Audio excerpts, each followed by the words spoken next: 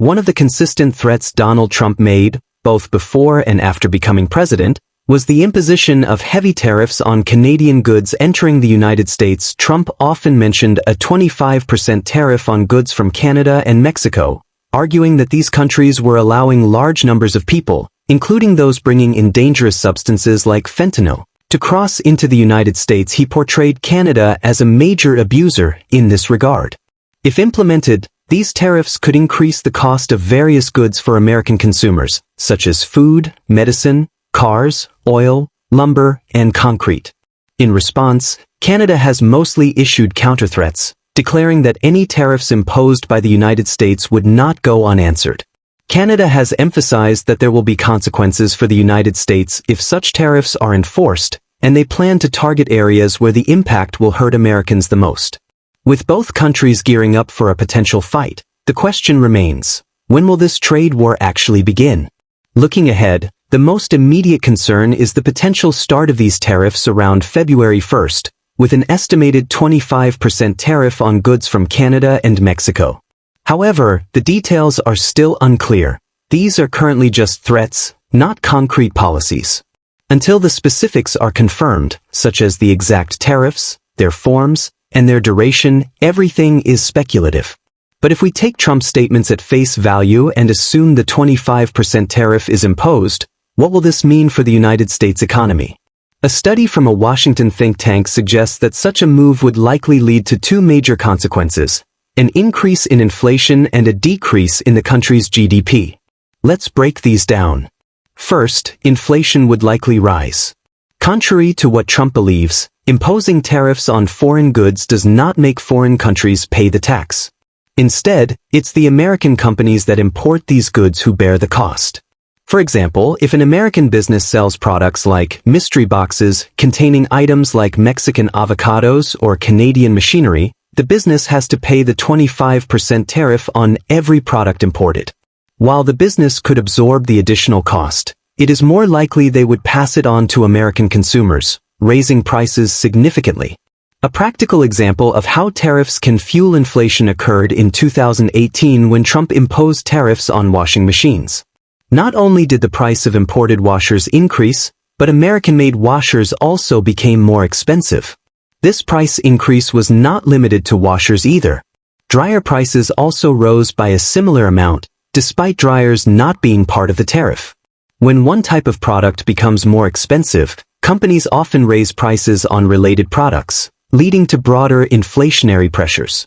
On the other hand, the drop in GDP comes from the reduced purchasing power of American consumers. As prices rise due to tariffs, people have less money to spend on other goods and services, such as dining out, cars, and home improvements. Consumer spending makes up about 70% of United States GDP, so when it decreases, the overall economy suffers. The automotive industry is a great example of how tariffs can harm both manufacturers and consumers. Cars are made up of components sourced from multiple countries, and imposing tariffs on these parts as they cross borders can lead to higher costs at every stage of production.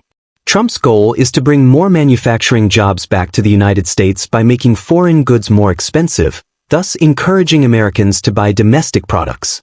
While tariffs could bring in revenue to the United States government, estimated to be in the hundreds of billions of dollars annually, the negative effects on countries like Canada are severe.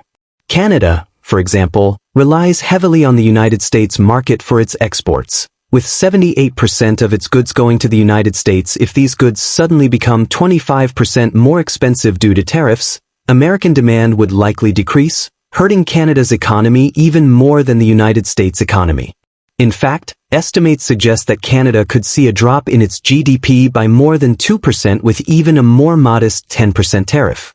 While that might not sound like much, on Canada's $2 trillion economy, it represents a loss of $40 billion, more than the entire national defense budget. If the tariffs increase to 25%, the damage could be even worse. In particular, the automotive industry, which relies heavily on United States demand, would be severely affected. Vehicles make up Canada's second-largest export, and 93% of them go to the United States. The threat of a 25% tariff would create enormous challenges for Canada. To retaliate, Canada may target iconic United States products like bourbon or agricultural goods such as peaches and oranges. However, if the trade war escalates further, Canada may have to consider more drastic measures. One possibility is cutting off its oil exports to the United States entirely. The United States relies on Canada for 60% of the additional crude oil it needs, and any disruption to this supply could have serious consequences. Canada's oil industry is vital to its economy, and a reduction in exports would hit the United States hard, as sourcing oil from other countries like Iraq or Venezuela is far more complicated and costly. In the event of such a conflict, the United States would face a tough situation. With 90% of Alberta's oil exports going to the United States, any disruption would hurt both economies. For now, the trade war remains uncertain, but if it escalates, both countries could face significant economic repercussions. In summary, trade wars are complex, unpredictable, and often have serious consequences. Trump's goal is to reshape United States trade relationships to benefit the American economy, but the reality is that these tariffs could hurt consumers, businesses, and entire industries on both sides of the border. As the situation develops, the full impact remains to be seen. However, one thing is clear: trade wars rarely have winners, and the potential consequences for all involved are far-reaching.